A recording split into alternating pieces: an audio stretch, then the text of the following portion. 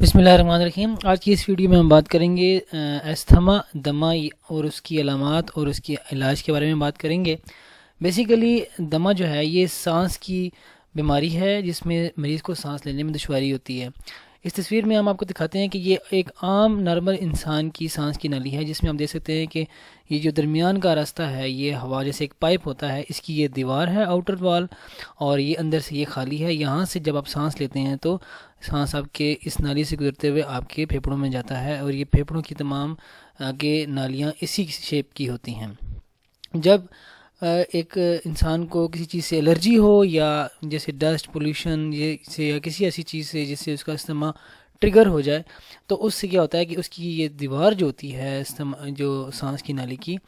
یہ وال جو ہے ایئر وے کی، یہ تنگ ہو جاتی ہے، یہ انفلیمڈ ہو جاتی ہے، سویل کر جاتی ہے، جس کی وجہ سے ہوا کے لیے سانس لینے کے لیے جس ہوا نے گزرنا ہوتا ہے اس کے لیے راستہ تنگ ہو جاتا ہے، جس کی وجہ سے مریض کو سانس لینے میں دشواری ہوتی ہے۔ جب شدید دمے کا اٹیک ہوتا ہے تو سانس کی نالی کی یہ اسموتھ مسلز جو آپ کو نظر آ رہے ہیں یہ اوپر، یہ بھی بہت زیادہ پھول جاتے ہیں، سوج جاتے ہیں اور ٹائٹ ہو جاتے ہیں، جس کی وجہ سے سانس کا راستہ بالکل نہ ہونے کے برابر رہ جاتا ہے، جس کی وجہ سے مریض جو ہے وہ سانس لینے کے لیے زیادہ زور لگانا پڑتا ہے اس کو، تو جس سے اس کے سینے سے سیٹی کی آواز بھی آتی ہے۔ تو یہ تو تھی دمے کی وجہ کہ استھما کیوں ہوتا ہے، کیسے ہوتا ہے، یہ اس کا میکینزم آپ نے دیکھ لیا ہے۔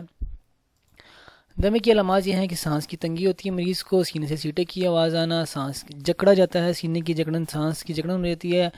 اور شدید اٹیک کی صورت میں خاص کر کے چھوٹے بچوں میں ہاتھ کی انگلیوں کا نیلا ہو جانا یا چہرے پہ جو ہے وہ بلوش قسم کے مارکس آ جانا،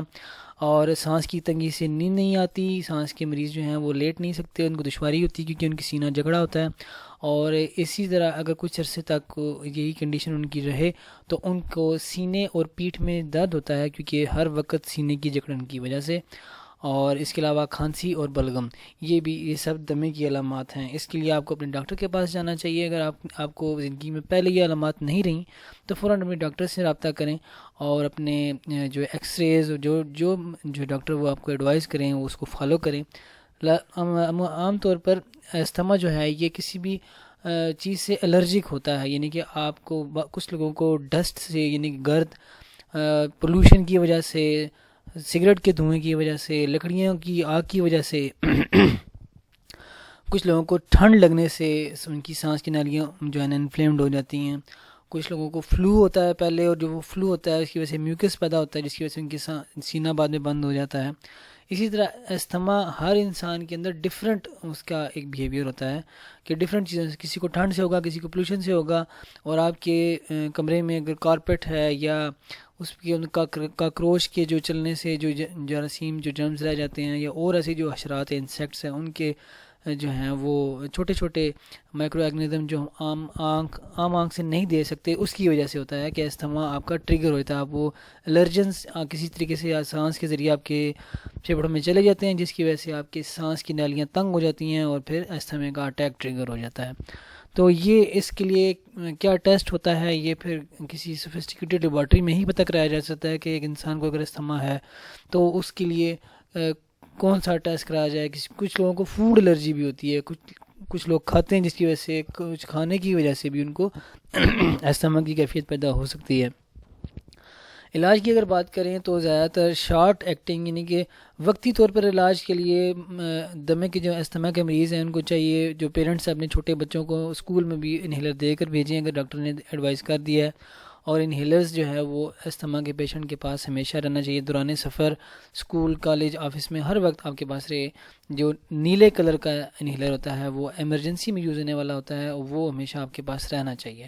اس کے علاوہ شدید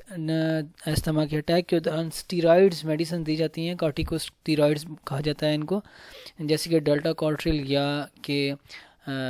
پریڈنیسولون، یہ 5 دن سے زیادہ استعمال نہیں کرنی ہوتی ہیں، اگر ڈاکٹر ایڈوائز کرے تو وہ اس کی نصیحت کے مطابق آپ عمل کیجیے۔ اس کے علاوہ لانگ ایکٹنگ جو ہیں، جو ڈیلی کھانے والی دوائیات ہیں، ان میں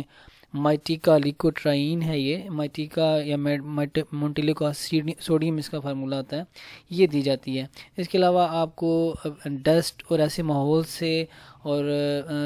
موسم کی جو سختی ہے اس سے آپ اپنے آپ کو بچائیں تاکہ آپ اس استھما اٹیک سے بچ سکیں۔ یقیناً آپ کو یہ ویڈیو پسند آئی ہوگی، میرے چینل کو لائک اور سبسکرائب کیجئے، اپنا خیال رکھیے۔ ٹل نیکسٹ ویڈیو، اللہ حافظ۔